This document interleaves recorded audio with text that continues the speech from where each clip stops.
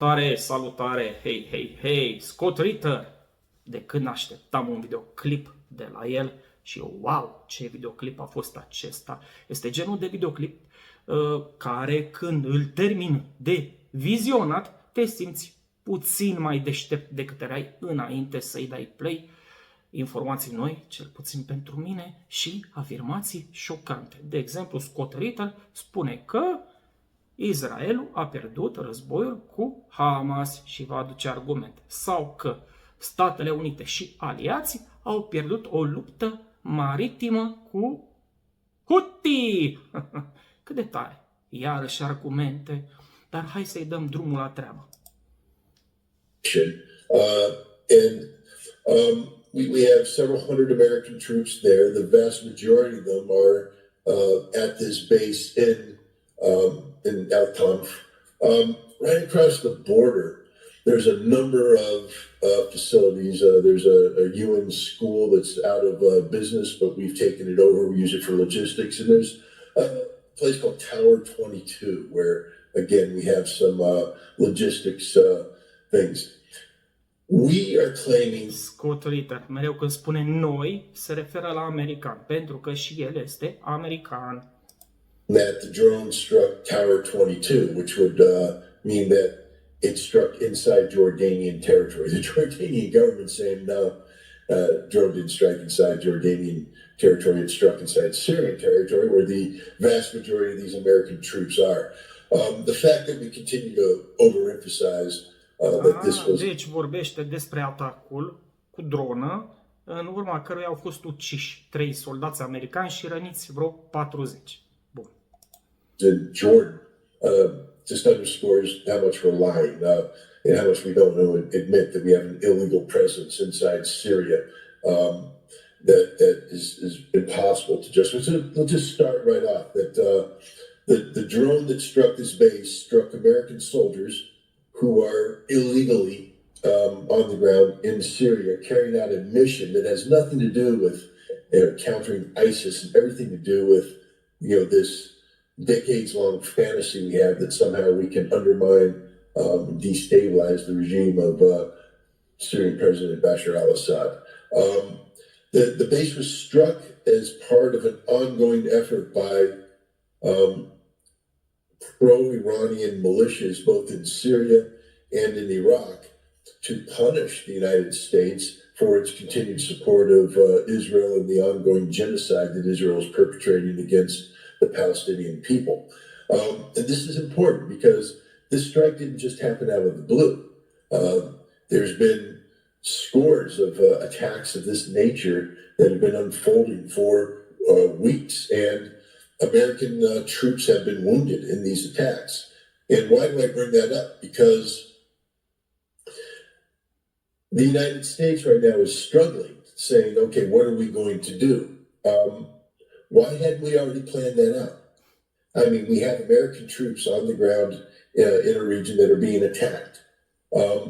The key thing about deterrence is that if you want to deter somebody from doing something, you don't develop your deterrence strategy. Deci ce sugerează Scott Ritter e că conducătorii armatei, da, care este în zona aia din Orientul Mijlociu, ar fi trebuit să aibă un set de acțiuni standard în funcție de ce li se întâmplă. Ne-ai lovit aici, te-am lovit acolo, o treabă de asta. Ei stau acum cu mâinile în șold și spun, ok, și acum ce vom face? Da? Și că în felul ăsta tu nu îți intimidezi adversarul, ci de fapt schimbi lovituri cu el, când tu ar trebui să proiectezi puterea asupra adversarului și să-l descurajezi pe acesta să te atace. Nu să intri în schimb de focuri cu el. That which you're trying to deter. If you don't want them to attack you, if you don't want them to create a situation where they kill 3 American service members, wound 34 others, I think the number's up to 40 now, then they have to know what the price is that they will pay for doing this. But what we've been doing is, they strike us, then we strike them, a little target here. They strike us, we strike them. We're not deterring, we're reactive in nature. And so now we have a situation where we're trying to develop a deterrent strategy, a deterrent an operation of deterrence after the fact. We haven't deterred anything. They hit us. They killed 3 Americans. They wounded 40 others. That we shouldn't have been there. The tragedy here is that these soldiers, I think they're reservists from Georgia involved in engineering, they should not have been there. It's a tragedy that they died, but what the heck did we expect was going to happen? And we knew that they were attacking us. We knew that there was this potential. So now what are we doing? We're trying to come up with a deterrent to prevent future attacks by doing what? By expanding the conflict so that Iran is dragged into this. This is stupid beyond belief. The Iranians will not be deterred from anything. The Iranians have said we had nothing. They had nothing to do with this attack. Maybe they didn't order the attack, but I think that the drone that was used to strike the base was an Iranian-made drone that was provided to these forces. Wait a minute, America. Are you trying to tell me that if a nation provides weapons to a third party and that third party attacks you, that they're a party to the conflict? Wow. Ucraina, Rusia și cine asigură armament Ucrainei? Deci și cei care furnizează armament Ucrainei sunt parte din războiul cu Rusia? What's that say about what we're doing in Ukraine? That's a whole different story altogether. The point is, we're going to do what? Strike Iran. What did the Iranian Navy have to do with this strike at Al-Tanf? Not a damn thing. So if we hit an Iranian naval target, we're expanding the war. And the Iranians will say, you've attacked us, now we'll have a general war. And if you think what happened at Al-Tanf was bad, wait till the Iranians start dragging. Remember when they hit the Al-Assad base with their ballistic missiles, the precise nature of those attacks. If the Iranians unleash them... Am văzut și eu filmările alea. Deci, rachetele alea balistice iraniene loveau undeva de sus, drept în jos, cu o viteză care le făcea să pară așa, un fel de fulger. Da? Aoleu, înspăimântătoare imagini. Deci, Doamne ferește. Precision-guided missiles on American facilities in the region. We won't have 3 dead. We won't have 30 dead. We won't have 300 dead. We could have 3,000 dead. 3.000. For what? For what? Because we want to look tough? This is the trap that the Biden administration has created for itself. We're not going to win. We're not deterring anything. All we're doing is escalating the conflict. And the only person that's happy right now is Benjamin Netanyahu, because this is what he has wanted from day one, since he first testified to the United States Congress back in the 1990s, when he said that the United States needs to strike Iran. Well, guess what? Lovituri preemptive, eventual nucleare. Asta și-a dorit Bibi, da? Ca americanii să atace Iran. Netanyahu's getting his wish. If we do what the news reports claim that we're getting ready to do. Da, am verificat, am văzut înregistrarea.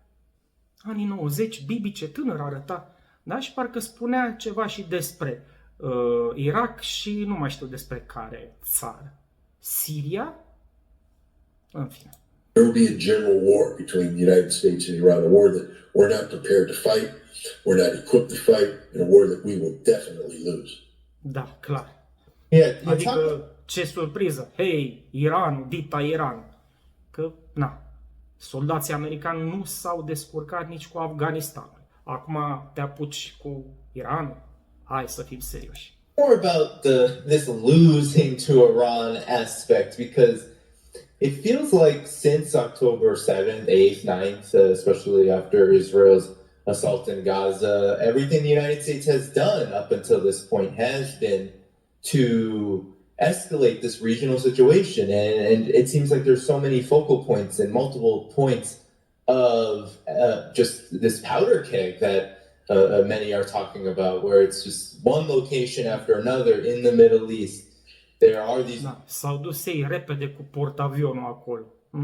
Eu încă nu-mi dau seama care mai este utilitatea portavionului în zilele noastre, când există rachetele care există.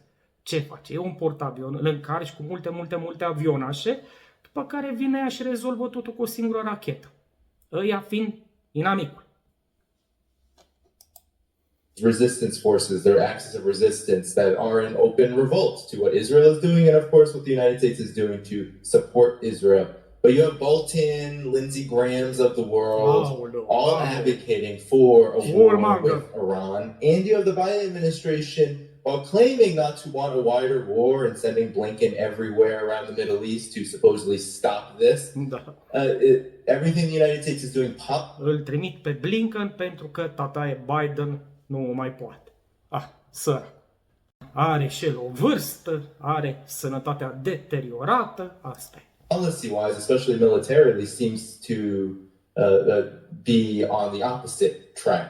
So why then, if the U.S. isn't in a position to fight this war, would they go for it? Is it truly that Israel is that influential over U.S. military policy, or is there something bigger? It's a combination of the two. I mean, definitely Israel is, let's just be honest, Israel doesn't make U.S. military policy. I mean, they influence America's policy posture in the Middle East. But the idea that Israel somehow picks up the phone and says, bomb this, bomb that, is absurd in the extreme. The United States makes military policy. And here's the problem. We still believe... Israelul, cum să spunem noi, Israelul este cea mai mare bază americană din Orientul Mijlociu, fără să fie populată cu soldați americani. Da? Dar apără interesele Statelor Unite în regiunea de lume. That we are the power that we were back when the Cold War ended, when the Soviet Union collapsed and we emerged from that decades-long Cold War conflict as the sole remaining superpower on the face of the earth.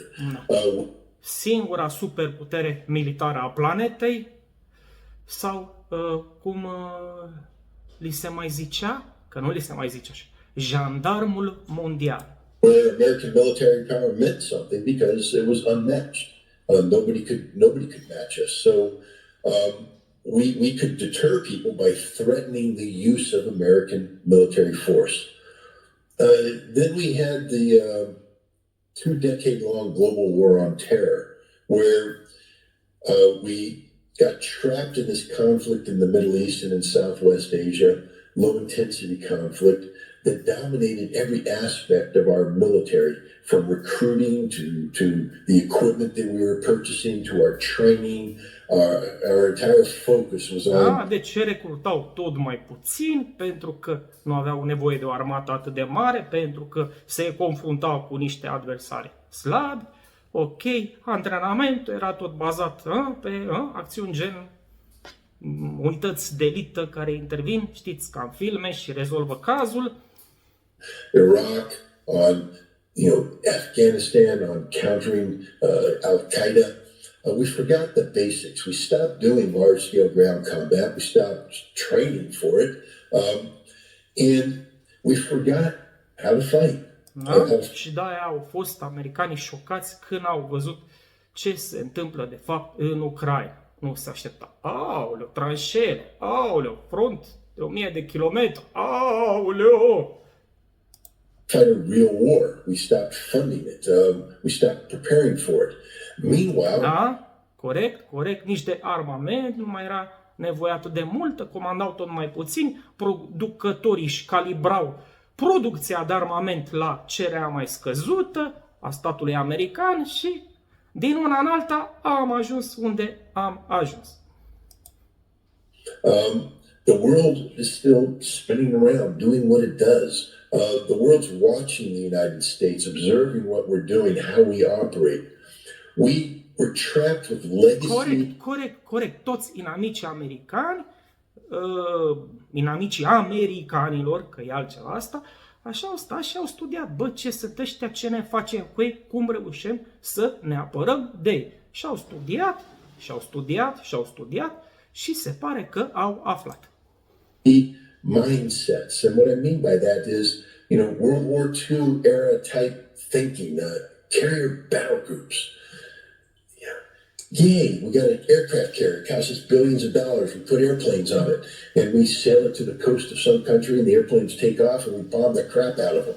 Except people now look at it and say, well, what if we built some missiles that can sink that aircraft carrier before those airplanes come in range of our shore? And they've been doing it. Every denial weapons. The aircraft carrier is outdated right now. We are in danger of losing. Ce a spus așa, portavioanele sunt obsolete acum, da? Sunt deteriorate moral, ok? Nu mai e ce să faci cu ele. Dwight D. Eisenhower or the Carl Vinson, if we dare sail that into the region, because the Iranians will sink it. They will absolutely sink an aircraft carrier. This is the reality. We can't deter people as long as the threat remains sort of mysterious. Da? Că nu prea are ce face portavionul la rachetele balistice iraniene. We don't know what America can do. We're a little afraid of what America can do, so we're not going to do anything to get the American beast unhappy with us. But today, everybody's like, well, we know exactly what America can do. They fire some cruise missiles, they drop some bombs, and that's it. That's it. We can't do anything. We can nuke them, but we're not going to do that. The Iranians are like... Ar mai fi varianta ca inamicii Americii să se teamă de niște lovituri nucleare, dar totuși nu prea este cazul. Cum ar da acum să atace Statele Unite ale Americii nuclear Yemenul, de exemplu? Pă bune. Guys, we'll shut down the Strait of Hormuz. I mean, the Houthi have shut down the Red Sea, the Bab el-Mandeb. I finally said it right. And, da. Am văzut, am căutat pe internet imagini, singurul port israelian la Marea Roșie este gol. Acum transportul, să spunem, între Israel și, nu știu, India, China, da, transportul naval, nu se mai face pe ruta scurtă prin Marea Roșie, că s-au băgat Houthi ăștia. De nu știa nimeni de ei, acum sunt cei care dictează cum merge comerțul mondial. Da? Și acum israelienii trebuie să scoată dintr-un port de la Mediterana, să treacă frumos prin Mediterana, în Atlantic, să dea practic turul planetei, să spunem așa, mă rog, să ocolească dita Africa pe la capul bunei speranțe și pe urmă iar în sus, spre India, China și așa mai departe. Wow! Bun. They've shut it down. Israel, the port of Elayat has no ships in it.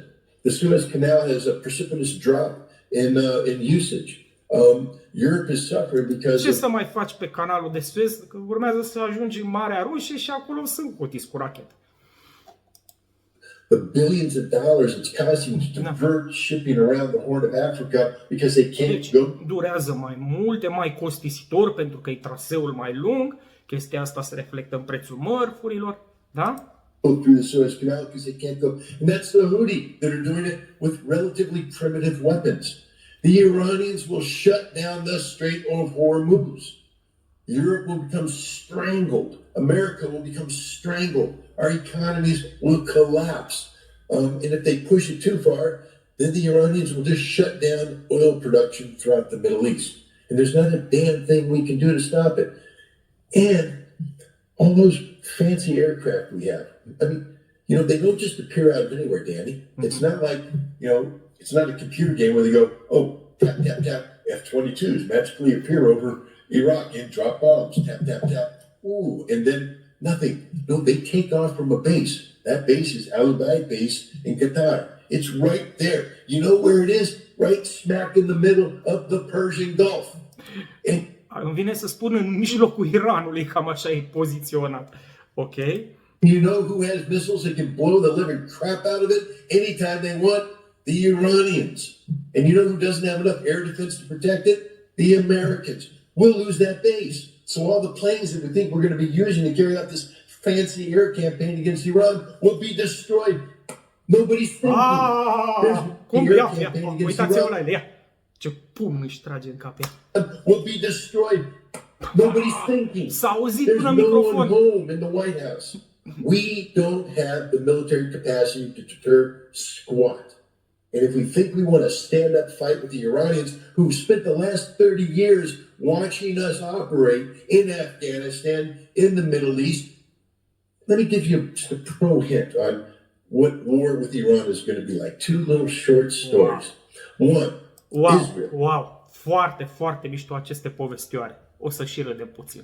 Și povestioare, una de prin 2006 și alta de prin 2011, cam așa, go. Our proxy, 2006. The Israelis had a commando. They have a commando force, armata. It's their elite Delta Force type unit. I pounded my head a little too hard on that one. And stinging. But they. A spus că încă cam doare cap de la gestul ăla ciudat. Da? S-a enervat omul. Ok? Deci un comando israelian. Ok, ce face acest comando? They're launching an attack on a village against Hezbollah, who are trained by the Iranians, who have Iranian assistance. The Israelis are using frequency hopping encrypted radios provided by the United States. It's almost impossible to intercept the stuff. And even if you intercept it, by the time you decrypt it and get the read, it's too late. It's really good tactical stuff. So they're communicating. Deci, cât mai clar, ca să înțelegem cu toții, că poate mai urmăresc și useriști acest clip. Comando israelian, dă la cam filme, ok, folosesc tehnică de comunicație de fabricație americană, da? Ok, greu de interceptat, pe urmă, chiar dacă interceptai până decriptai, deja aveau misiunea îndeplinită, da? Că tu ar fi trebuit să interceptezi, să decriptezi, ca să afli unde urmează să lovească israelienii, nu? Chiar dacă ai face chestiile astea, ar fi prea târziu. Numai că minune. Communicate. Meanwhile, the Iranians are on the other side, and guess what they did? Yeah, they broke into the frequency operating radios, and they synced it, and they decrypted it real time, and they have a linguist trained in Hebrew who can mimic voices. So they're able to break into the Sayat radio net, mimic the attack commands, and force this unit to attack prematurely, walk into an ambush where they are almost wiped out. That's what the De asta sunt în stare iranienii. Iranians did.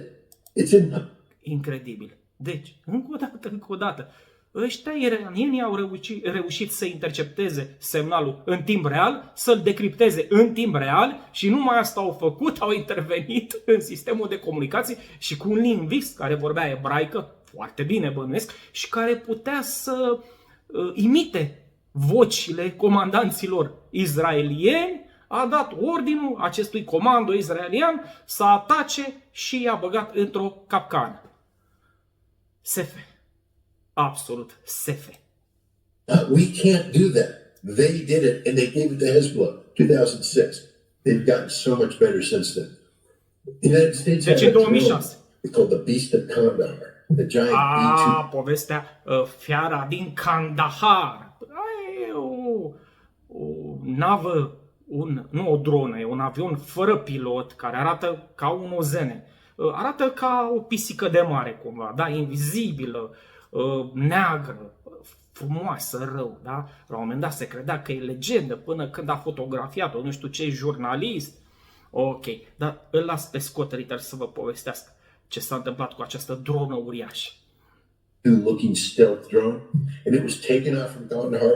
You know, it flew that mission over Abbottabad in Pakistan. Provided, you know, remember that famous photo of the White House all staring at the screen during the SEAL raid against Osama bin Laden? That's the drone footage. Deci, vorbește despre o poză virală, celebră, dată publicității de administrația americană cu cine era? Obama? Cred că Obama, da? Și cu stafful lui stând și într-o cameră, parcă din memorie ceva, fără geamuri și uitându-se la un televizor. La ce se uitau? La imagini în timp real și, da, de la asasinarea lui Obama bin Laden. Ia. Și această filmare în timp real era făcută de drona Bestia din Kandahar.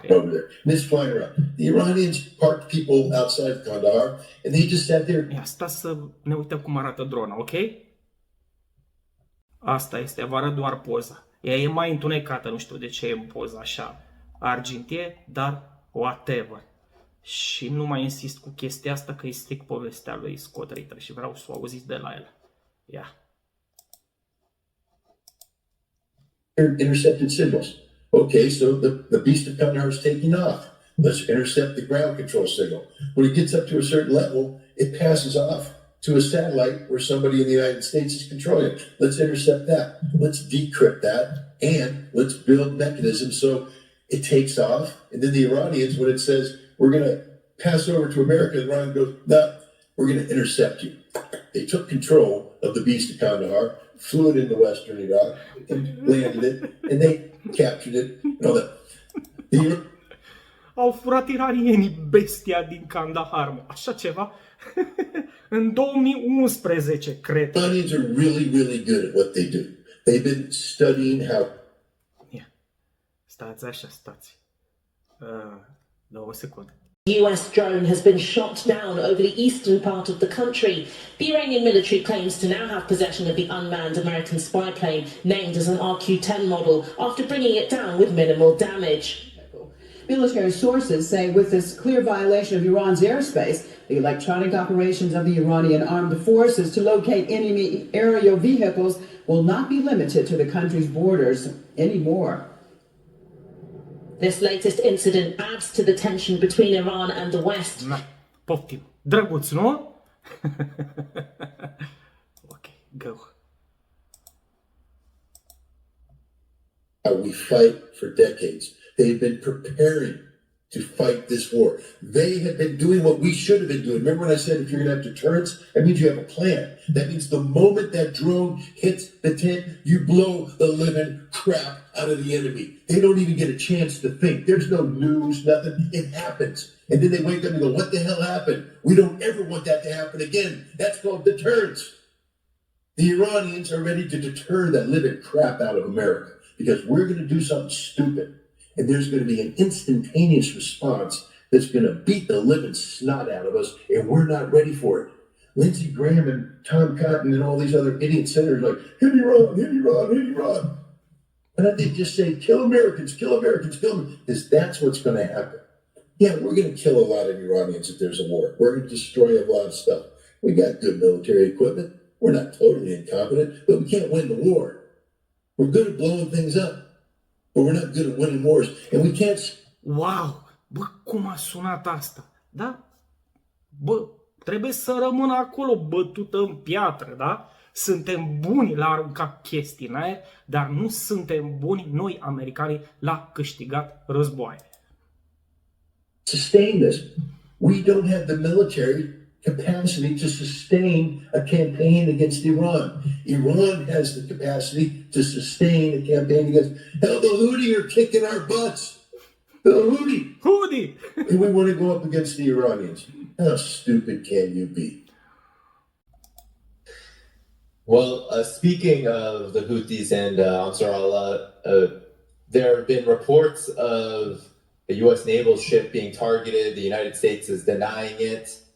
But this comes as you were, I believe you were in Russia for much of this time as things were escalating in the Red Sea. Ansar Allah has made it very clear that none of the airstrikes that the United States and the UK, really in the lead of this, have dropped on Yemen are going to have any effect on this blockade.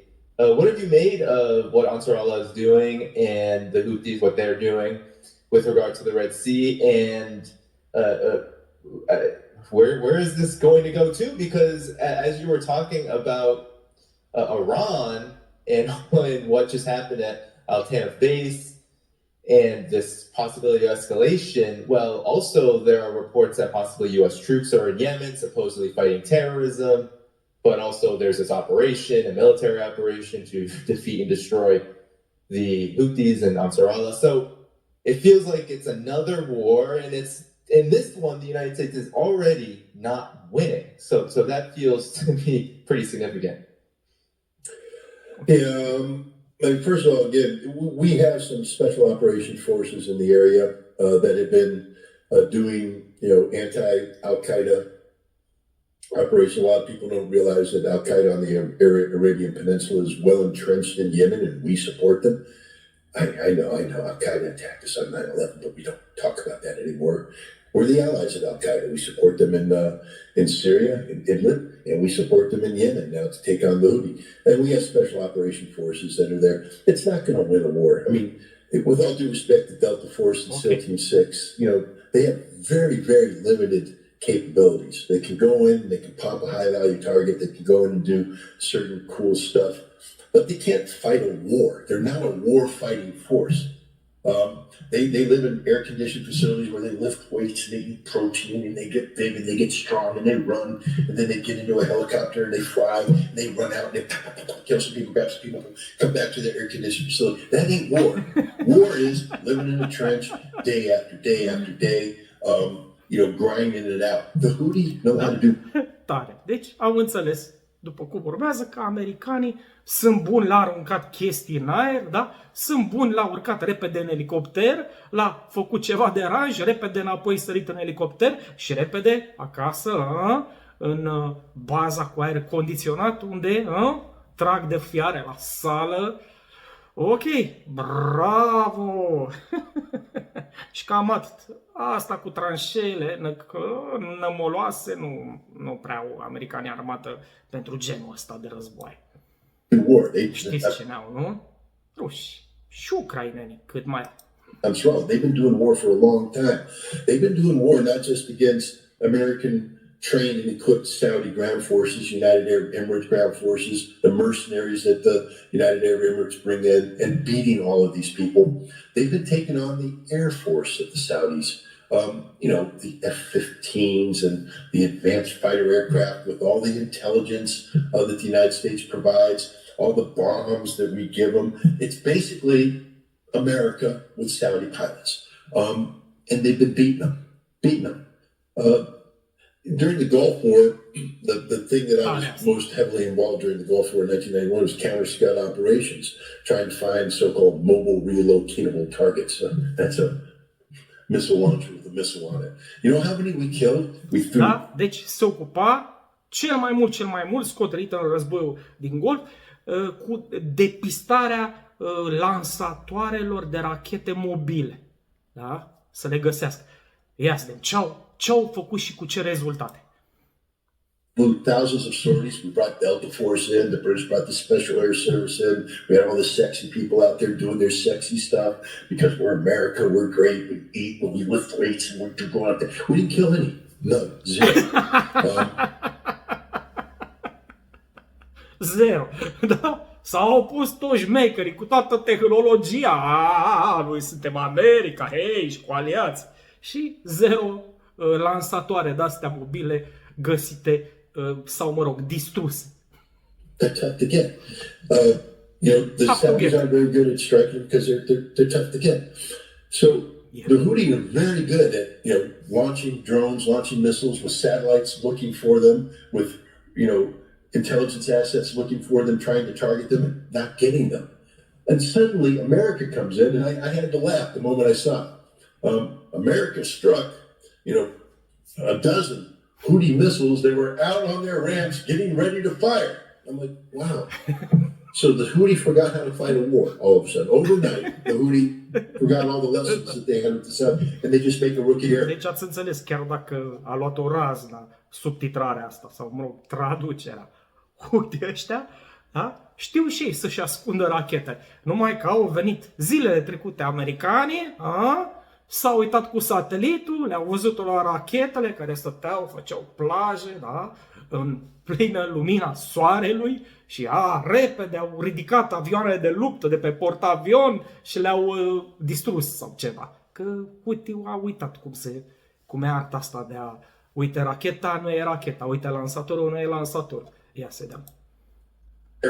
Let's bring out our missiles and let's just line them up so that the satellite can see them, and then we'll leave them there for a couple hours while the sortie is generated on the aircraft carrier, and they launch, and they come in and, let them bomb us because we forgot how to fight. Or the Houthi went, here's a decoy, and let's let the Americans drop all their bombs on the crap, It doesn't matter. Meanwhile, we're off doing our... Da? Cel mai probabil americanii au bombardat niște decoys, cum să le spun, momeli, da? Niște rachete false, gonflabile, nu știu, din lemn. I think the Houthi, they're very good at what they do. They've been fighting the Saudis since 2014 and winning. We haven't brought any news.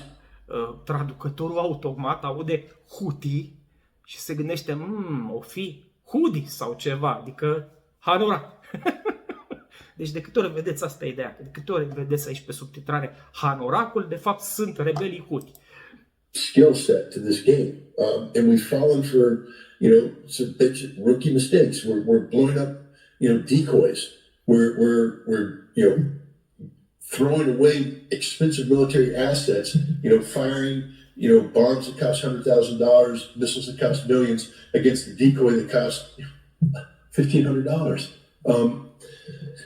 This is just stupidity in the extreme. The Houthi they control the pace of operations.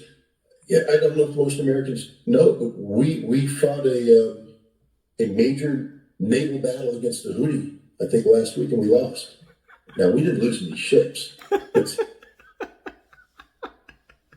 Ok. Pentru cine n-a prins ideea, se pare că, afirmă Scott Ritter, nu eu, dar americanii au dus o bătălie navală cu rebelii Houthi și au pierdut-o. Și acum, hai să vedem cum așa ceva. Hai că ne explică Scott Ritter. See, naval warfare isn't necessarily about sinking ships. It's about accomplishing things like protecting a strategic sea line of communication, guaranteeing passage of ships and things. And so we went in there and we built a screen, air defense screen of destroyers that were supposed to prevent all missiles from coming in. And then 2 American flag container ships were going to run the gauntlet, protected by this screen. And they're running the gauntlet and the Houthis went, no. Deci, încă o dată, ați înțeles, au făcut americanii gard de distrugătoare, da? Și prin spatele gardului urmau să treacă navele, în cazul de față, probabil experimental sau poate era o urgență, 2 nave de-astea mari de transport americane. Ok, și ideea e ca gardul ăsta, screen îi spune, ecranul ăsta de distrugătoare, să intercepteze toate rachetele Houthi, ca să nu ajungă la navele de transport. Numai că... Boom, boom, fire. Yeah, they got things shot down, but one penetrated, landed 100 meters short of the container ships, and they went, and they turned around and fled. Now, if the goal of the mission that you're trying to accomplish...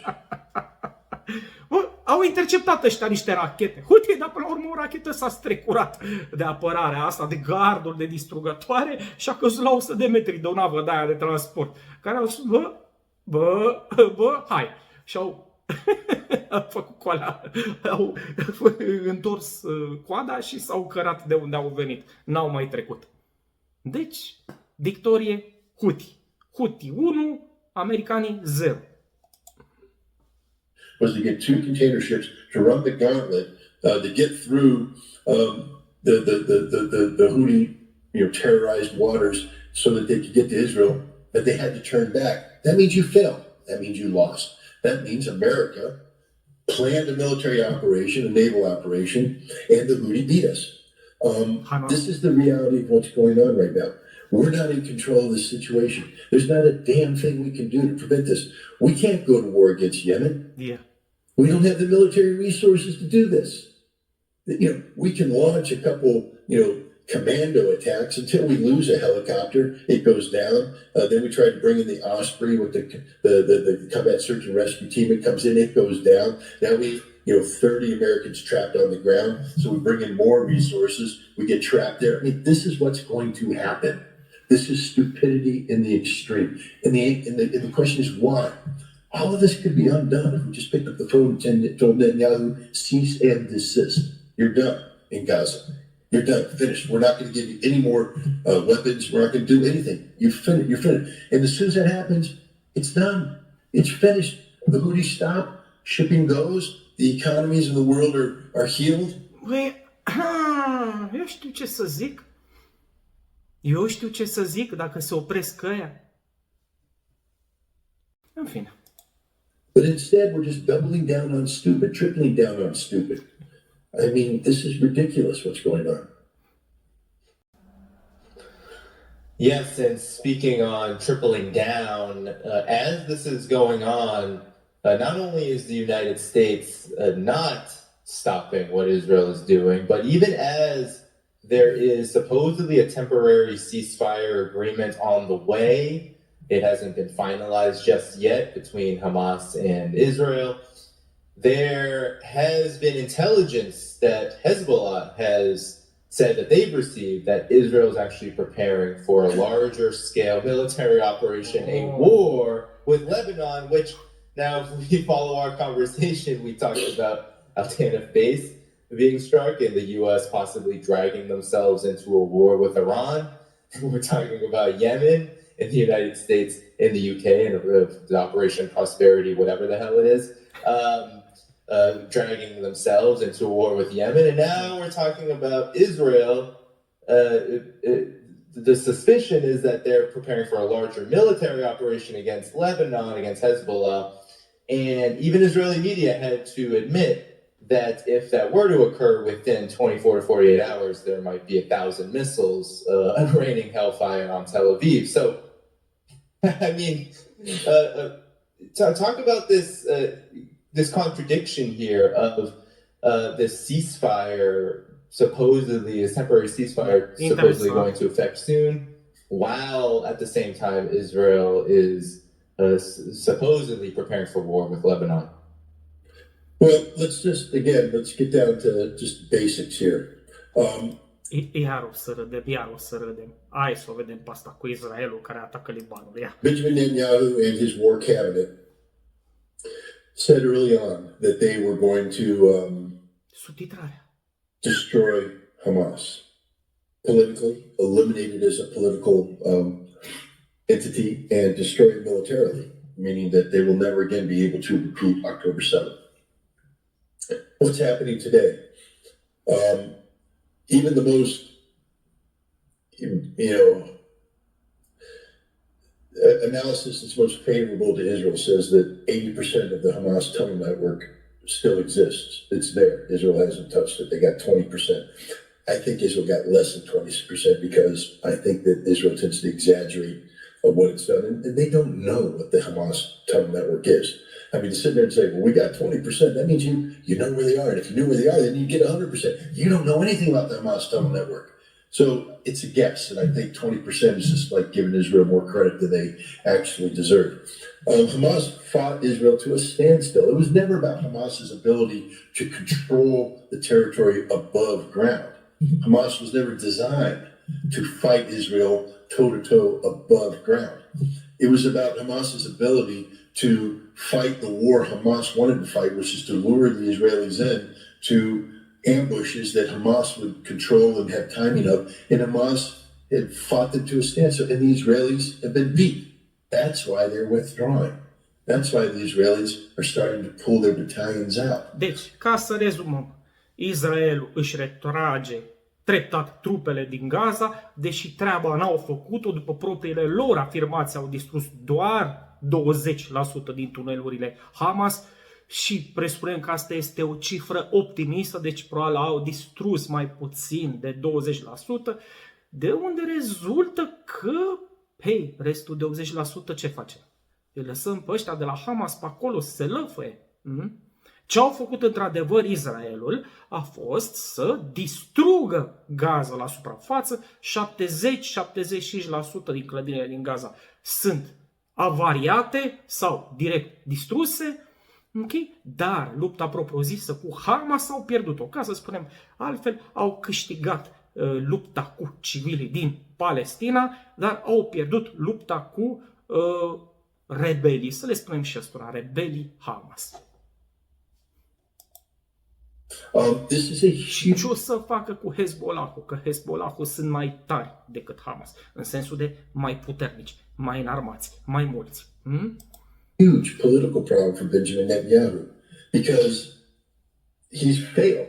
First of all, Hamas politically, if there was an election today in the Palestinian territories, Hamas would win the election. Mahmoud Abbas would, and Fatah and the PLA, they'd be swept away.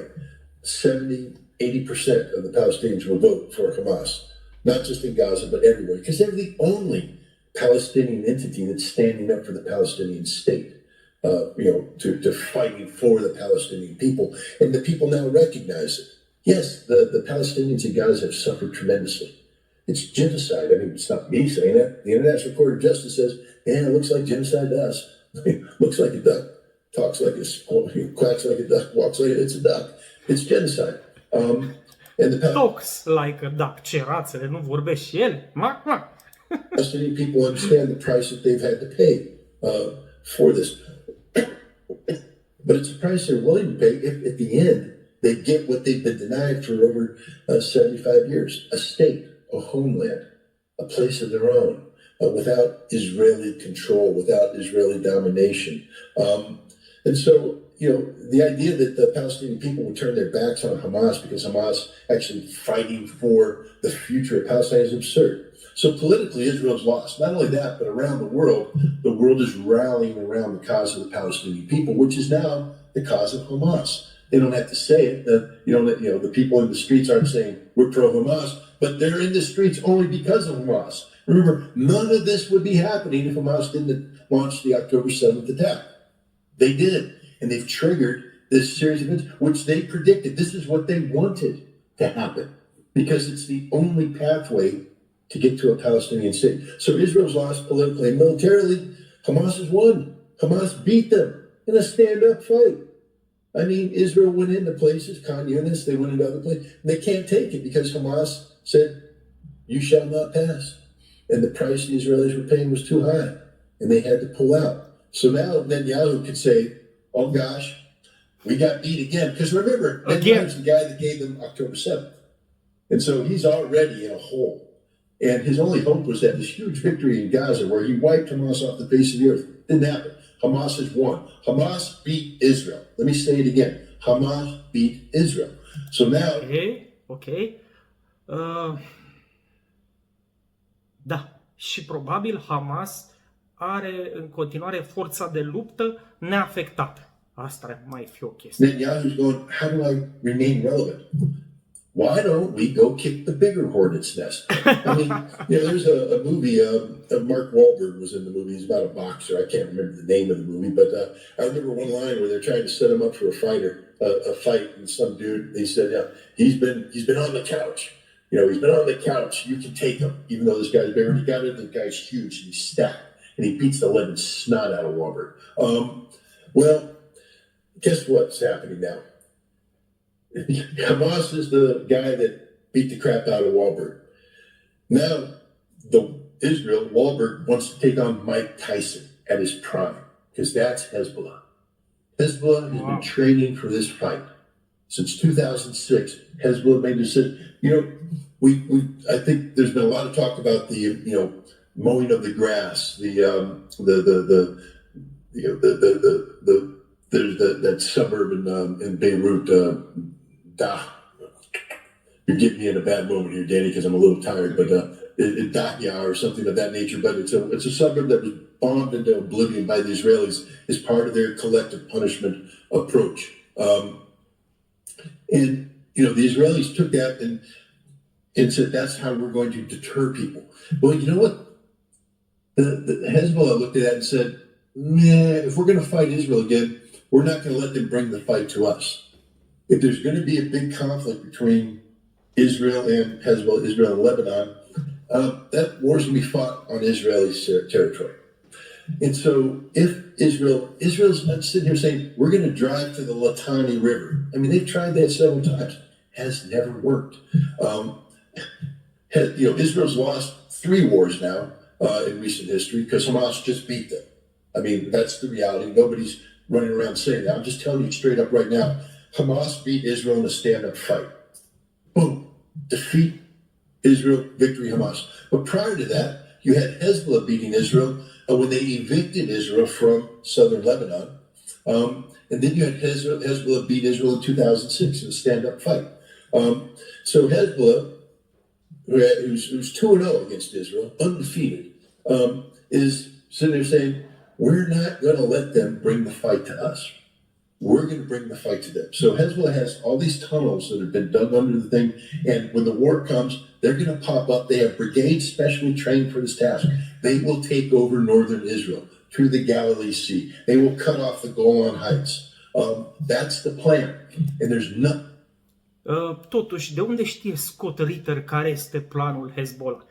Deci am înțeles că tot un fel de strategie tip Hamas. Tot cu conducte și vor duce lupta în nordul Israelului pentru a evita distrugerile din sudul Libanului. Interesant. Nothing Israel can do to stop it. So the Israelis are sitting here planning for one fight. Another fight's going to happen that they're not prepared to handle. And just imagine if you're a reserve Israeli battalion, you just got the snot handed to them, kicked out of them in Gaza. And now you've been pulled out and you get a couple days leave, you get to go drink your Gold Star beer and hang around with your women and all that. Now you go back to the front, you're a little fatter and out of shape still. And now you're going to go in and teach those Lebanese a lesson, those Hezbollah guys a lesson. And you're going across the border and you're making some progress. You get 100 yards here, 100 yards here. And all of a sudden, there's 10,000 Hezbollah fighters behind you. And you're trapped. What's going to happen? You're going to die. You're going to die. This is going to get ugly really fast. De asta este atât de apreciat Scott Ritter. Pe de o parte știe să analizeze fenomenele corect, așa, și pe urmă mai știe să transmită informația într-un mod captivant. Uitați-vă și voi cât de bine descrie treburile, da? Cu rezervistul gras, demotivat, care ajunge să dea și nas în nas cu taieșenii ăștia, să le spunem așa, de la Hezbollah.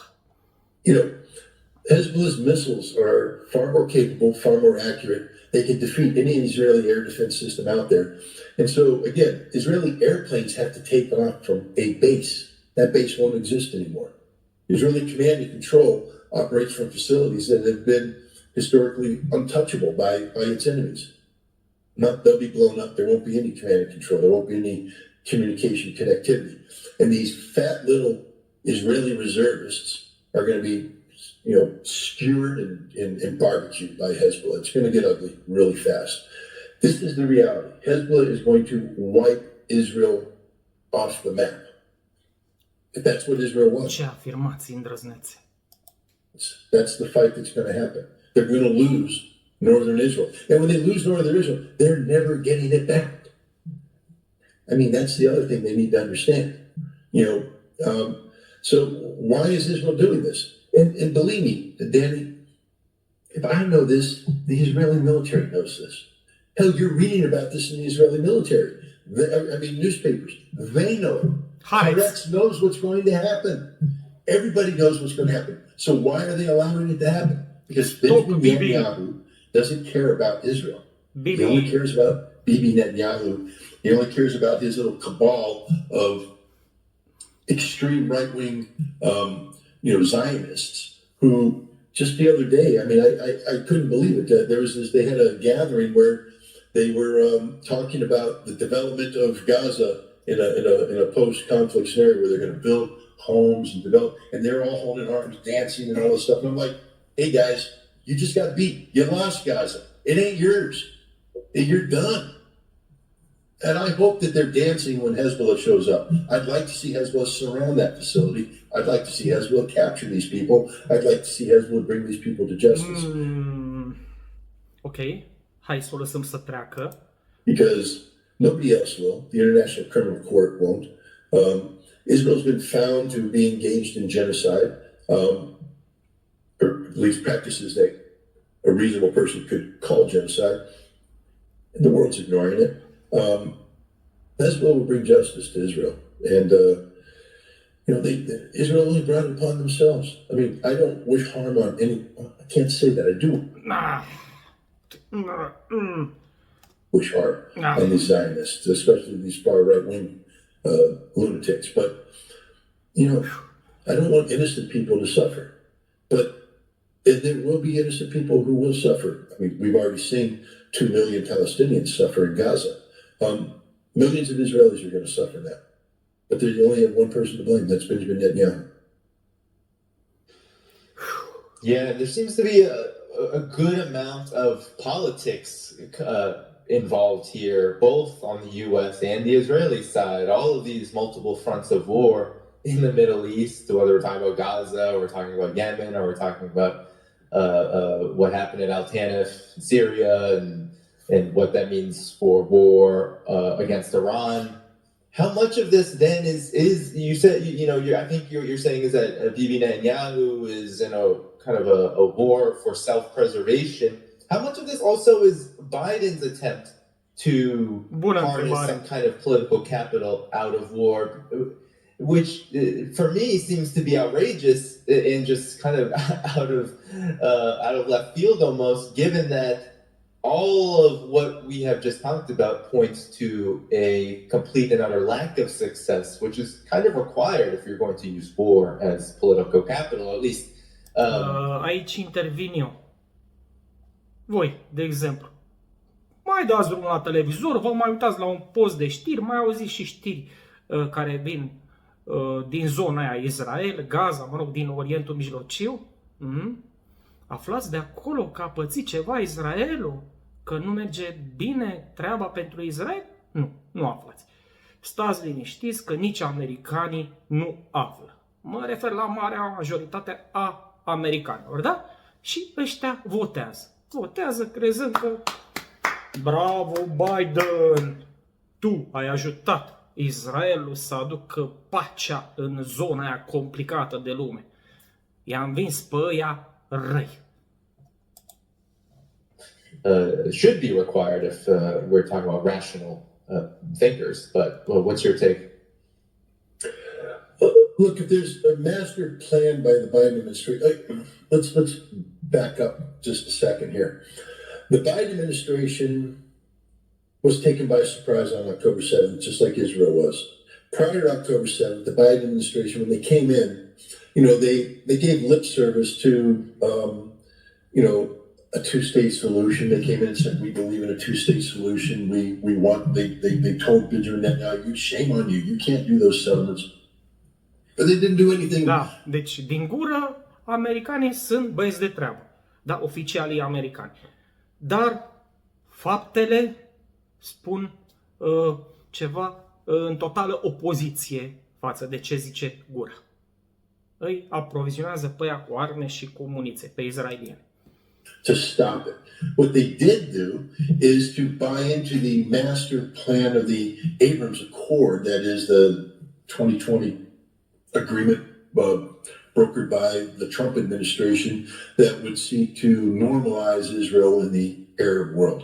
That basically you bypass the whole Palestinian problem, you go straight into Israel, becoming a good neighbor to Saudi Arabia, to Bahrain, to the United Arab Emirates, and everybody's working together, and peace and prosperity is going to break out because the economy is going to be so good. We had that moment last fall where Joe Biden was in, I think, India for the G20 summit, and he held his press conference, and he talked about let me get this right, the Middle East Economic Corridor. There's the India-Middle East Economic Corridor. But the idea is that, India would be able to put containers on a ship and then ship it to Dubai or Abu Dhabi, where they'd be offloaded, and they'd get on a train in Abu Dhabi, United Arab Emirates, and there'd be rail connectivity between the UAE and Saudi Arabia, and then it would go on through Jordan. Wow, this is really cool. And then into Israel. Imagine that, a train that connected the United Arab Emirates through Saudi Arabia and Jordan into Israel to a port called Haifa.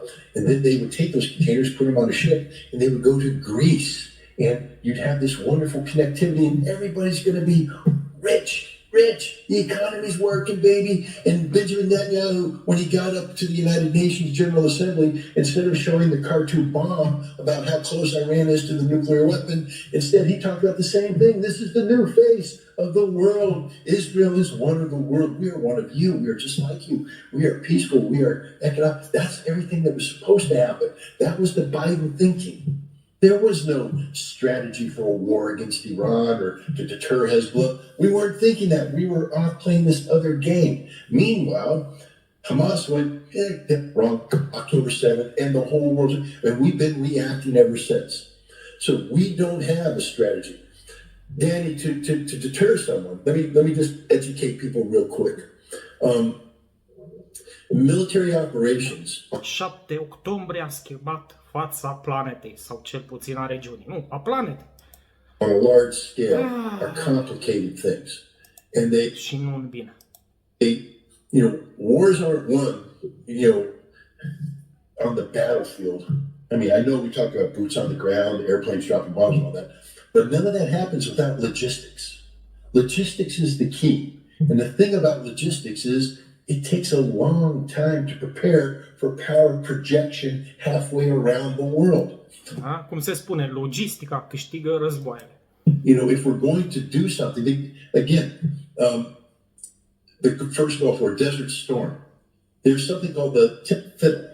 Now, that's a fancy term. It may have changed because I've been out of the military for a while, but it is basically it's a phased introduction of logistics equipment. So if we're going to take 700,000 American troops from the United States or from Germany, and we're going to move them to the Middle East to fight a war, we have to flow that equipment in there. We have to marry up the troops with the equipment at the ports or at the airfields. And you have to phase it in so that you don't have all the troops land at once but no equipment's there. Or all the equipment jammed into the ports and everything can happen. It has to be phased in properly. It has to be planned. This takes a lot of planning. All the ammunition has to be considered. What you're doing, fuel, everything, bandages, bullets, food, all this has to be Ăsta este un coșmar logistic. Okay. thought out in advance. We started planning the Gulf War in October. We began flowing equipment in there for the fight that ended up happening in January. Massive military operational planning. None of that existed, Danny, prior to October 7th. Everything we're doing right now, we're making it up.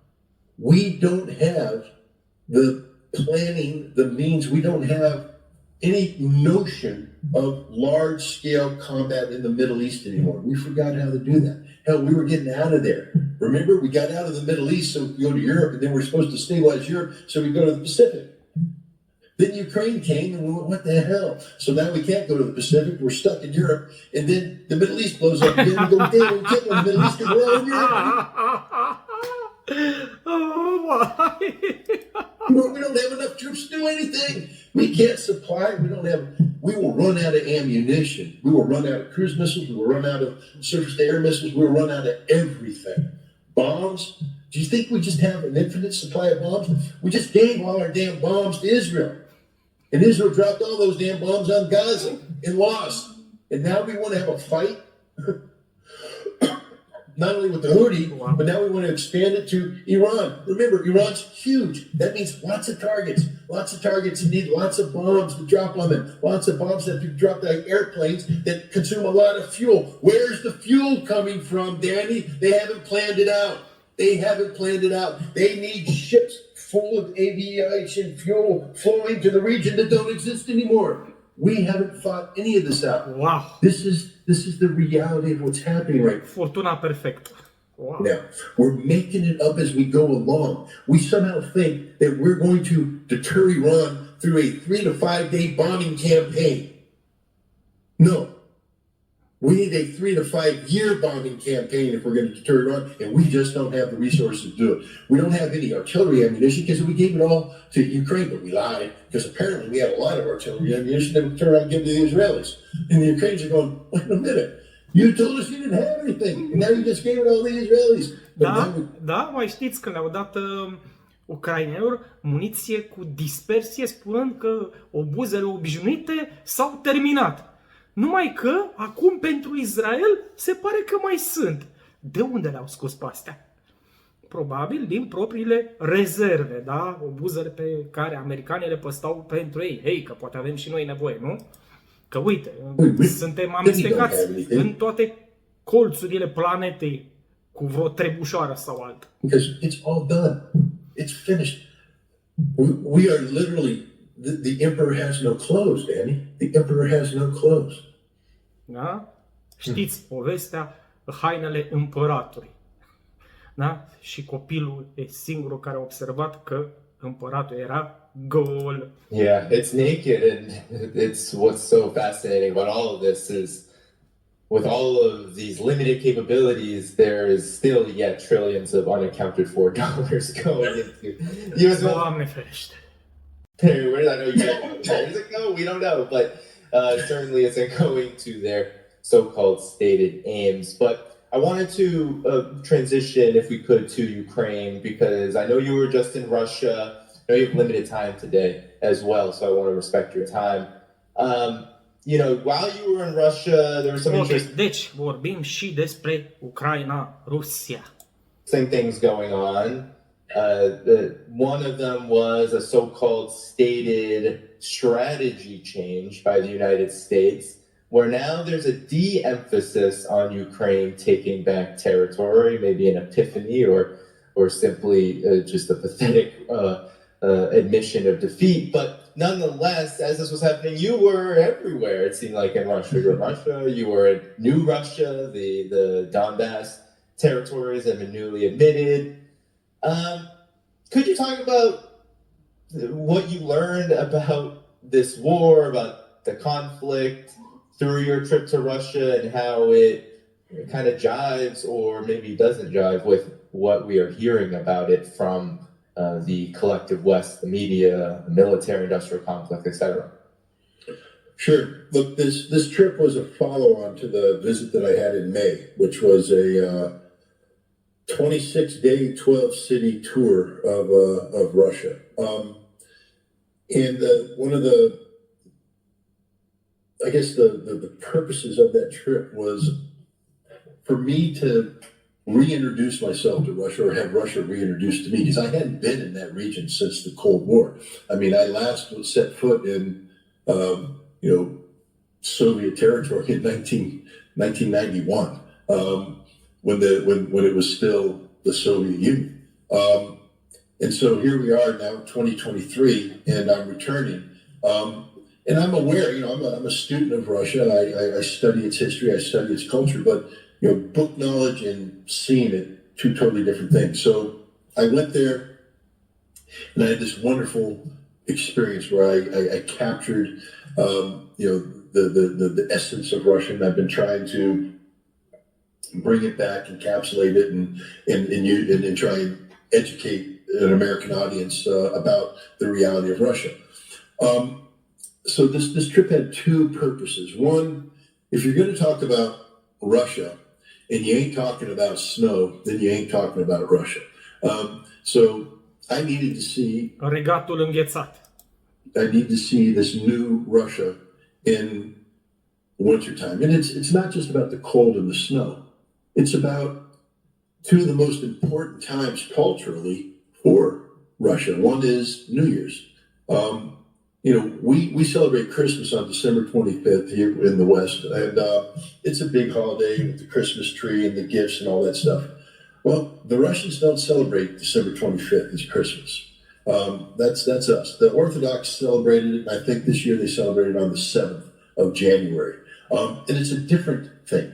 Christmas for them is a very religious thing. It's about the Mass. It's about Jesus being born. It's about, it's very religious, and the rise of the Orthodox faith in Russia. So I got to see New Year's, which is their Christmas. That's their family time. That's where they give the gifts. And to see Moscow lit up, see St. Petersburg lit up for New Year's and for their Orthodox Christmas is just an amazing thing. And to see the Russian people as they share this experience with themselves, with their neighbors, as a nation. This was really a cultural thing for me. I got to go to St. Petersburg on Christmas Day and go to the ballet, one of their major theaters there, and see the Nutcracker, Peter Tchaikovsky's Christmas ballet, see it performed live in St. Petersburg on Christmas Day. Now, why that's important? Because in 1892, Tchaikovsky premiered the Nutcracker in St. Petersburg on Christmas Day. I mean, this wasn't just sort of cool for me, but it touched. You see how cultural the Russians are. I mean, they love this stuff. This is them. This defines them. This is their music, their dance, their composer. This is their soul. This is their essence. And you see that. I got to go to the big church in Moscow on Christmas Eve and see the mass that was hosted by Kirill, the patriarch of the Russian Orthodox. He's the damn Pope of Russia. All right, this is big deal.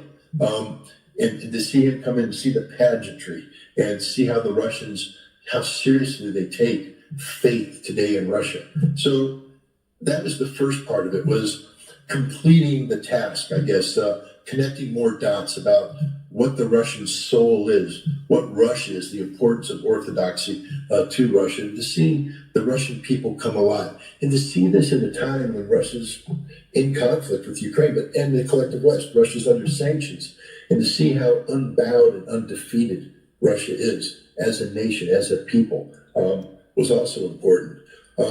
There was no celebrations in the street about defeating Ukraine and all this. There was steely-eyed determination that they are going to see this through. I went to the VDH.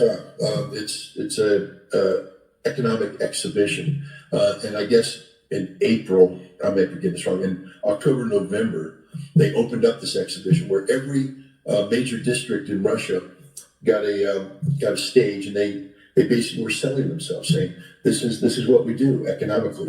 And they built this huge thing, and you can go in there and you walk through, and man, for a nation that's under sanctions, they got a lot of economic stuff going on. I mean, it's thriving, it's all modern, it's all AI driven, very impressive. So you see that, you see this thriving economy, you see this vibrant society, you see this deeply cultural people, and it had to be experienced. And I'm so glad that my host, Alexander Zuryanov, gave that opportunity, not just for me, but for my daughter. I was able to bring Patricia back in May. I brought Victoria. I have twin daughters. Victoria got to see Russia in May. Patricia got to see it in December. But then there was part two, and this is the part that I wanted to be, because when I was there last time in May, I didn't go to the new territories. There was a number of reasons for that. One, it was dangerous, and they just weren't going to let me go there. And two, it was still, I guess, a little too raw, etc. But I came back in May, and I started talking. I talked to you. I talked to other people, and I'm supposed to be thick-skinned and everything, but I always hear what people say. And some of the criticism was, hey, you're talking an awful lot about what's going on the front and about what's going on in Donetsk and Lugansk and Zaporizhia and Kherson, but you've never been there.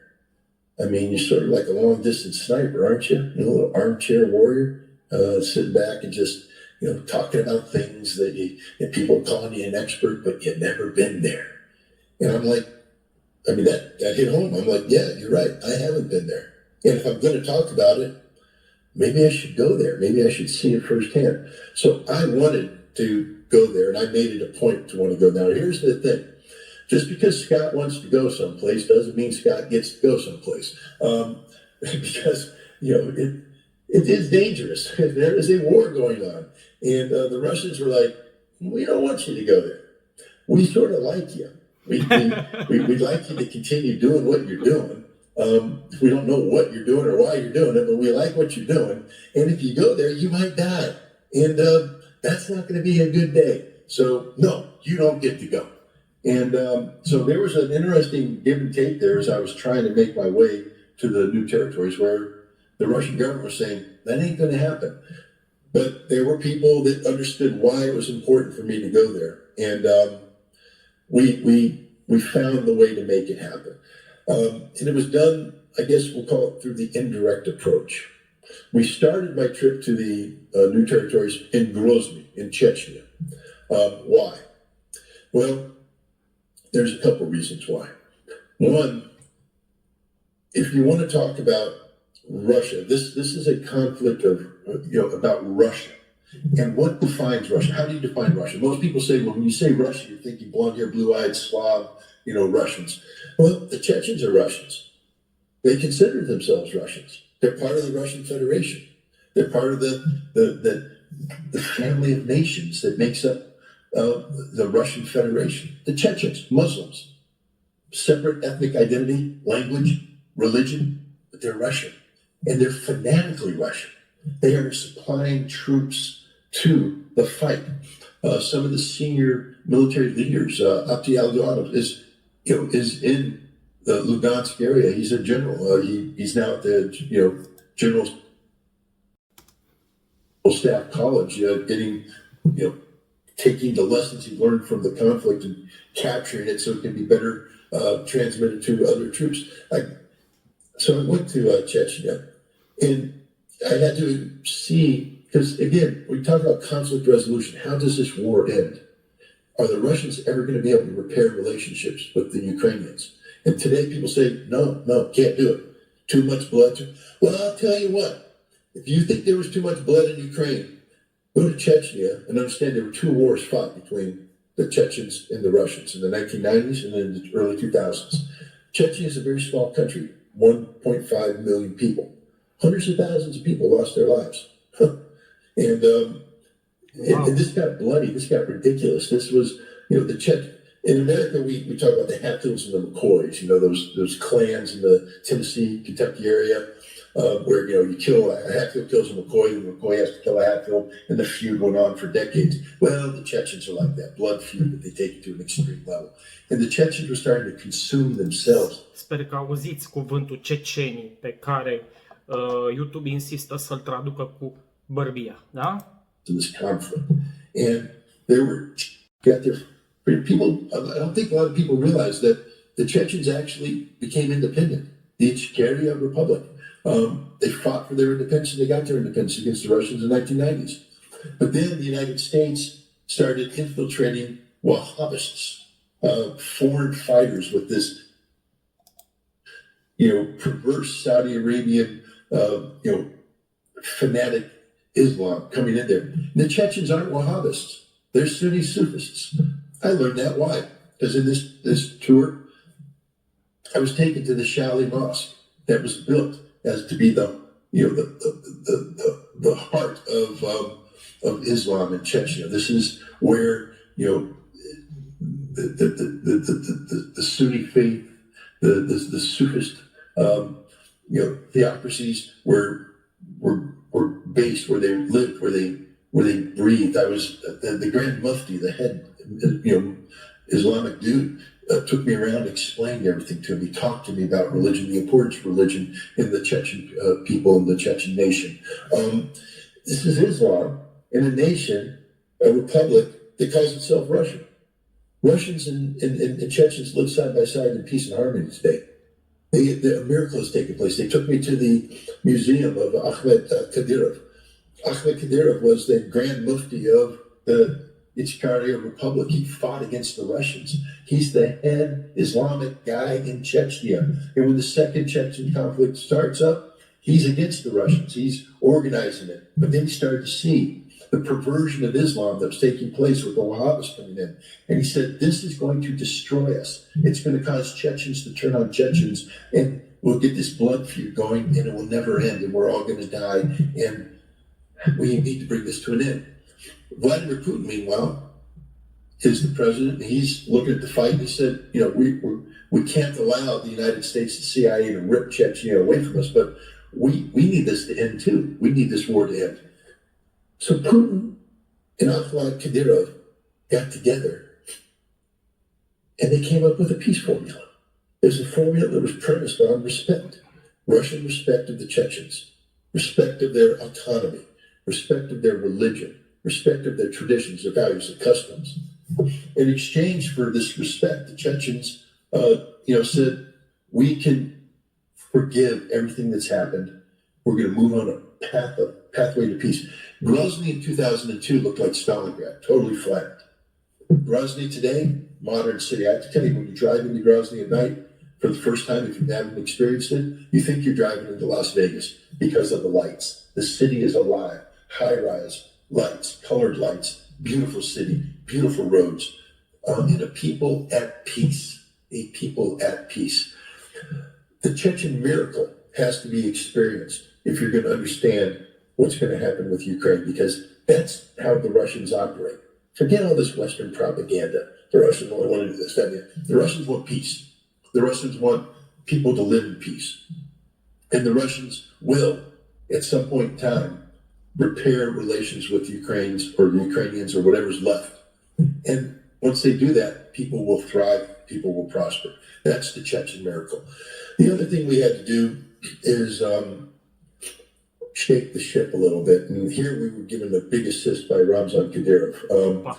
He's the head of the Chechen Republic. By law, senior officials in the Russian Federation are not allowed to meet with foreigners without 2 weeks advance notice. Well, we didn't have 2 weeks advance notice. I just showed up in Chechnya. And I didn't know I was going to get a meeting with Ramzan Kadyrov, but suddenly the word came in, you're meeting with Ramzan Kadyrov. Okay, cool. I mean, come on, man. He's the head of the Chechen Republic. It's sort of a big deal to have a meaningful dialogue. I crack up. There's people like, you met with a terrorist leader. You met with a man under sanctions. Who the hell are you to meet with this guy? I'm like, well, I just explained to you guys the importance of the Chechen miracle. And Ramzan Kadyrov is the living embodiment of the Chechen miracle today. You can say what you want. I know there's people out there. Is the Chechen policy towards homosexuals everything America would like it to be? Nope. Because they don't have a policy towards homosexuals. They don't tolerate it. Now, is this an American value? No, it's not. It's a Chechen value. And one of the reasons why there's peace in Chechnya today is because Russia said, we will respect your faith. We will respect your culture, your traditions. And homosexuality is not a Chechen tradition. And, it is what it is. They don't do LGBTQ. That's not part of their society. As an American, I'm like, well, in America, we couldn't tolerate this, but it's not America. It's Chechnya. It's their place. And you have to see it. You have to live it. You have to breathe it. You have to be there to understand it. To go to a restaurant in a village that was the center of the Russian-Chechen conflict, where hundreds of Russians were killed, thousands of Chechens were killed, and to go there and sit down and watch families come together in peace and harmony, you have to understand that only happens because the Chechen cultural values were respected by the Russians. Peace has broken out all over. It's not, I guess, the way that Americans would want to design it, but then we wouldn't have peace. America doesn't bring peace. We bring conflict. We tear societies apart. We set people off against each other. What's happening in Chechnya today is peace. It's peace. And I was thrilled to have the opportunity to sit down and talk to substantive dialogue with the man who is the head of the Chechen Republic, the man who plays an important part in what's going on. Now, Ramzan Kadyrov is sort of a legendary character. He's sort of a man's man, but like all the Chechens are. I mean, say what you want about the Chechens, they got this manly thing going on. So when I get out of the car and I'm walking up to the villa in the president's palace where we're going to... Deci cecenii nu prea sunt gleznuțe goale și așa mai departe, ci niște bărboși de ăștia mai din topor așa, bărbătuși. After lunch, there's this guy in the distance. I wear glasses and the prescription's off a little bit, so it's a little blurry. But all I see is this giant white wolf. I'm talking about a giant white wolf. If you watch Game of Thrones, the big wolf that they kill on season 1. I forget what they call it. It was not a werewolf, but there's some sort of big giant wolf. This thing is that big, and there's this guy feeding it. Jumping up, the wolf's jumping up and he's feeding it and he's petting it, and all of a sudden there's a couple of Chechen warriors holding the wolf back, and I'm like, damn it, they sucked me in here, they're going to feed me to a wolf. So I walk up there and it's Ramzan Kadyrov playing with his pet wolf. Little intimidating, you gotta be honest. And then you walk in and he's a gracious host, we have a table set up and we have this long conversation, and it's substantive. We're talking about, peace in the region. We're talking about his father, the role his father played, what the Chechen policy is towards Ukraine, towards supporting Russia. My daughter, who's a specialist in Southern Caucasus affairs, was able to talk to him about, a pathway to peace in Georgia. Good stuff. And then halfway through, and I got to tell you, we drove in through Grozny, normal city street, cars, driving around, nothing. So we're sitting there eating about an hour in. He goes, "Hey, would you like to say hi to the troops?" I'm like, What? All right. Now, when I was there in May, they took me to the presidential barracks, and there were 2,000 Chechen presidential guards out there, and I got to go in and meet them. I didn't address them, but I shook the hands of the battalion commanders, sort of walked, like inspected the troops. It was a cool experience. So I'm like, yeah, no, why not? I'll do that. He goes, all right. We go out the back door, and as soon as the door opens up, I go, there's something wrong here, because there's nothing but soldiers all over the place. And it's a limited view. You come out, you've got some trees and stuff, but all I can see is soldiers. I'm like, okay, I guess this is where I meet the troops. No, we keep walking. We make the turn, and now you get into the rolling grounds of the palace, covered with soldiers. Thousands of them. 25,000 of them to be exact. Somehow, while we were eating lunch, he pushed the magic button, and the garrison of Grozny mobilized, and they literally walked through the streets of Grozny. Imagine being a citizen of Grozny, and you're trying to drive to work, and all of a sudden 25,000 soldiers just start converging on the presidential palace, and they are armed to the teeth. They are carrying RPGs, machine guns, they got it all. And they come in, and they're there. And we go there, and they part like Moses parting the Red Sea, and we walk through them. And it's like, I'm just sitting there going, this is so unreal. I mean, I'm like, pinch myself. Why is this happening?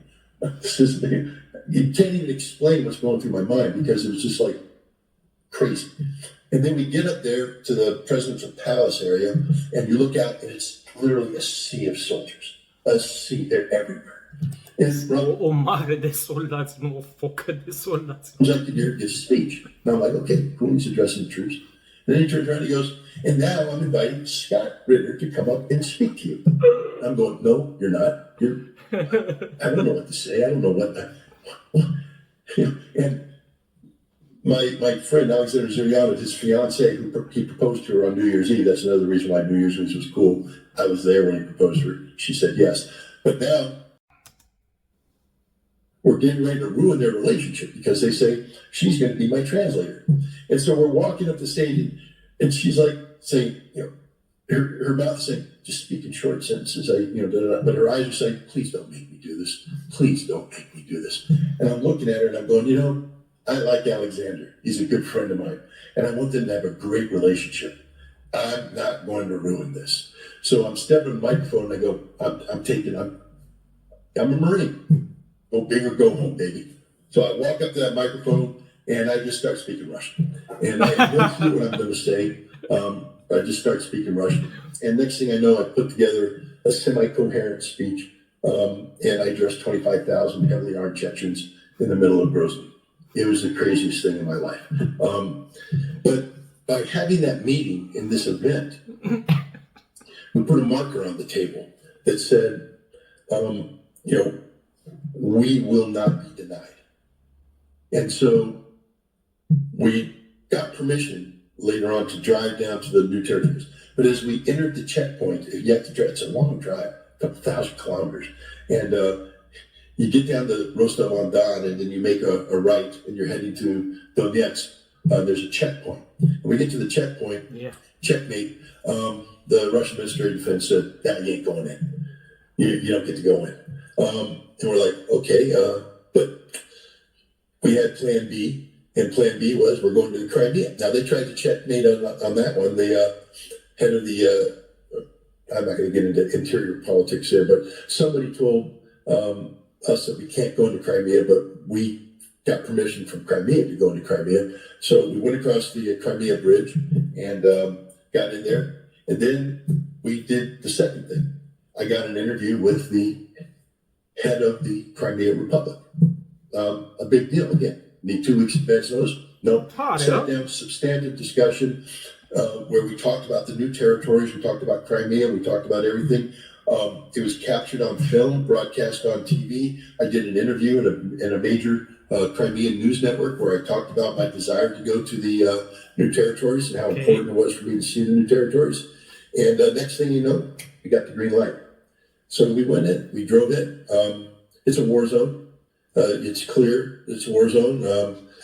We had bodyguards. The Ukrainians are out to kill me. I'm not exaggerating this. They really do want to bring me harm. And that's why they didn't want me to go to the new territories. They're like, we sort of like you alive. We don't want you dead. But I got there. I got to meet the governor of Kherson, have a substantive dialogue with him about not just the conflict, that's a military thing, about Kherson and the future of Kherson and how in the midst of this war, they're actually focused on rebuilding the territories, about bringing up the quality of life for the people who live in Kherson today, about the investments that are coming in. The number one plant they have right now is a concrete production plant, and they're building multiple lines. Why? Because they need to pour a lot of concrete to rebuild this place, to bring it up to standards. The roads have been redone. The roads in the new territories are very modern, very smooth. A lot of military transportation taking place. We went from Kherson to Zaporizhia. Got to see, Melitopol, the city that, the Ukrainians said they were going to capture to sever the land bridge. They ain't going to break it. And then on to Mariupol. And that was quite the experience. Mariupol's in Donetsk, People's Republic. The siege of Mariupol, the fight with Azov Brigade. This was literally a Nazi bastion. Motivul pentru care întrerup din când în când e pentru că sare câte o reclamă peste mine. Și asta e, întrerup și reau. Și pe urmă, când o să unesc bucățile astea, o să decupez particelele care conțin începuturi de reclamă. And they fought hard and the city was destroyed, nearly leveled. But when you drive into Mariupol from the south, all you see is new construction. Giant apartment blocks, put up a giant gleaming hospital, all up and running. Everything's going great. And they're building, and you see they're repairing the buildings that can be repaired, but so many of the buildings can't be repaired. They've been gutted and destroyed. There's so much left to be done, which is why the concrete manufacturing plants are so important, because to do all this, you need to pour concrete. And the Russians are thinking about the future. The Russians are thinking about rebuilding. So, it isn't just building military factories. It isn't just building military infrastructure. They're building civilian infrastructure to make life better for the citizens of Donetsk. When you see Azovstal and the ruins of it, you understand the ferocity of the fighting and the price that everybody paid to do this. It's on the Donetsk. One thing that I can say about Donetsk is, again, I had 5 military units that I wanted to visit, and we actually had made preparations. We had the connectivity, and I was going to get as close as I could to what they call the red line, the line of contact. I wasn't going to the front lines. Don't worry, I'm not a war terrorist. But I wanted to meet these soldiers and talk to them. Ce expresie, turist de război. Interesant. Hosule, tu ce ești? And get a feel for the battle firsthand. They weren't going to let me anywhere near the red line. So only one of those meetings took place, and that was because they brought the person to me as opposed to letting me get there. Plus, they wanted me to get the hell out of there. The Ukrainians are tracking everything. My phone had to be off and in a Faraday cage so that they couldn't track me. They know my phone number. You don't stay in a hotel. I don't stay in a hotel in Donetsk. I stayed in a safe house. And you didn't know the safe house until the last minute, and you'd show up there, and everything's on the clock. Anytime you do something, you're on the clock, you're timing it, and you're displacing, because you can't stay in the same place for any length of time, because if they did get a track on you, a HIMARS comes in, it's going to kill you. So we're moving and moving. The meeting with Denis Pushilin was the same thing. He's the head of the Donetsk People's Republic. He wanted to meet. But to meet, we were driving through Donetsk, getting a phone call, go here, get a phone call, go there, and eventually we end up in a place where we can meet. But while we're meeting, we're on the clock. And at some point in time, their guys come and go, meeting's over, everybody's gone out of there. That's the reality of life in Donetsk. It's a city under attack. Yeah, as we speak, the Ukrainians are shelling it. They're not killing military guys, they're slaughtering civilians. You can read about the sound of artillery fire. But when you wake up in the morning... Da, știți evenimentul întâmplat destul de recent când armata ucraineană a ucis 28 de civili într-o piață din Donetsk. Donetsk, and you hear it. And it's loud, it's close. And the people are going, that's ours, that's theirs. And as you drive through, you see the mother taking her child to school or taking her to wherever they're going, and the artillery fire, and they're not flinching. They're not flinching. Why? Because it's part of their daily reality. This is what you have to see. But you also have to meet these people and look in their eyes and feel the grip of their hand to realize these are Russians. I know everybody's like, oh, these are occupied territories and they want to... The people that live there are Russians and they will forever be Russian and they only want to be Russian. Their only regret is it took Putin 8 years too long to make the decision to go in. They wanted him to come in 2014. Too many people have died in their point of view, but they are all Russian. And that's the importance of seeing this, of going through there, is to come up with the realization that, you know, anybody who thinks that somehow Ukraine will be able to take these territories back over is wrong. These are Russian territories populated by Russian people. And I can speak about this with very firm conviction today because I went to the new territories, because I saw it firsthand, because I experienced it for myself. So I'm eternally grateful for everybody in Russia who made this possible, even the people I might have pissed off. I apologize for pissing you off, but it was very important for me to see this, and I thank them all for allowing it to happen. Cu ceva muncă de convingere. I mean, it seems like the trip of a lifetime, but hopefully there are more visits coming up because I think it's important work to operate as a real ambassador of peace with Russia. I mean, there are few things that are, and perhaps 10 or 5 people, the Rushlicht itself, it has lost. How did you experience that? Was that something that you experienced when you were on this trip in the new Russian territories? You know, one of the reasons why I wanted to go to the new territories is that I was, you know, like I said, I was criticized, attacked, or whatever for being overly optimistic. People are like, Scott, you're making these predictions, but on the ground here in Donetsk, it's much worse than you think it is. Da da da da da da da. And so I wanted to, you know, go there myself and see it. It's bad. It's really bad. It's a war, and it's a war that's taken a huge toll on Russia. The idea that Russia, you know, this is a cakewalk is absurd. I've never said it was a cakewalk, but, you know, to talk with these soldiers and understand the price that they paid and the price that they are paying to bring this conflict to an end.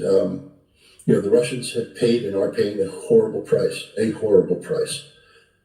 talked to a unit fighting the battle. Now I'll try to say this right. It's the Battle of Avdiivka. I'm pretty sure I butchered that too. But it's the big battle taking place near the city of Donetsk right now. Heavily fortified place, just fighting positions everywhere. In October, they launched an attack that started the breakthrough. 3,000 dead.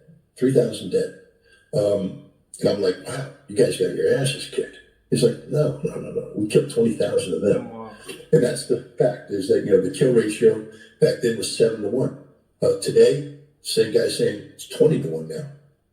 For every one of our guys that we're killing 20 of them. It's an absolute massacre. Doesn't mean that they're still not taking casualties. Ați auzit ce a spus, da? Of course they are. The Ukrainians are putting up a hell of a fight. But this, I don't see panic. I don't see concern. I don't see anything other than steely-eyed determination to get this job done. And what does it mean, get the job done? Because there was a while there where people were saying, you know, and you still hear it in the West, you know, this is a stalemate. We're fighting to a standstill. This is going to be the new Korea. No, not from the Russian perspective. Every governor I met, and I met 4, said the same thing. This ends not only with all of the territories of the 4 new territories, under Russian control. That means all of Kherson, including the right bank, all of Zaporizhia, all of Donetsk, all of Lugansk. But it's probably going to end with, every single one of them, Odessa will be Russia. It's just going to happen. It can't. They've threatened the security of Crimea. Russia can never allow Ukraine to control that. If you take Odessa, you got to take Mykolaiv. If you take Mykolaiv, you got to take Dnipropetrovsk, and you got to take Kharkov. And they're all saying, yep. So Ukraine's going to lose at a minimum 4 additional territories before this is done. But even then, they're just like, no, we're not going to let, Ukraine will no longer exist. This is the reality. Ukraine has created a monster. And that monster is a Russia united in the desire to achieve victory over this Nazi regime in Kiev. This is a Zelensky regime that's controlled by Banderists, and there's no debate about it. Zelensky now, everywhere he goes and he poses, there's a Ukrainian flag, and then there's the red and black flag of the right sector of Azov, of the Nazis. This is a Nazi regime. It will cease to exist. The head of the Russian intelligence service the other day, just yesterday, said, yeah, when this ends, Ukraine will no longer exist. They have basically condemned themselves to non-existence. The Ukrainian state, as you know today, will not exist. This is everybody saying that. This is their mindset. This is their determination. So this Western propaganda. Eu înțeleg altceva. El spune cumva că nu va mai exista Ucraina. Eu înțeleg că va exista o Ucraina ceva mai mică și în niciun caz cu o conducere nazistă.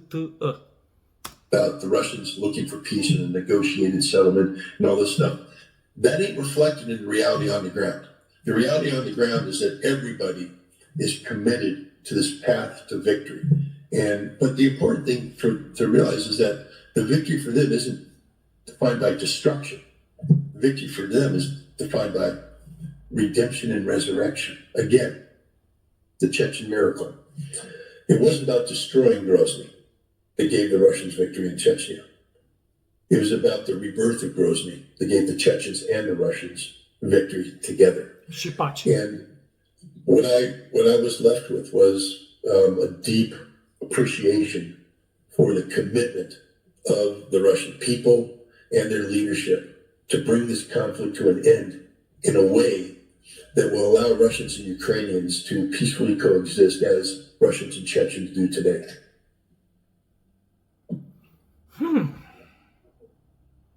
Well, Scott, I know you need to get some rest, so I say we maybe close up now. I think that's everything that you said about your trip. We'll definitely have to reconnect about it in the future because I know that you probably have many more things to say. Hi. You'll find a vehicle to capture this experience that best allows me to communicate it to a broader audience. And so it's the Waging Peace Project, and people can support it, a number of ways. And they can support the ongoing work. It's a lot of work. You know this, Danny.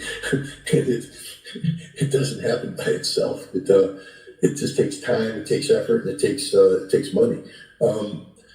If you go to scottritterextra.com, it's a website, and it's a one-stop shop. Doesn't cost you anything.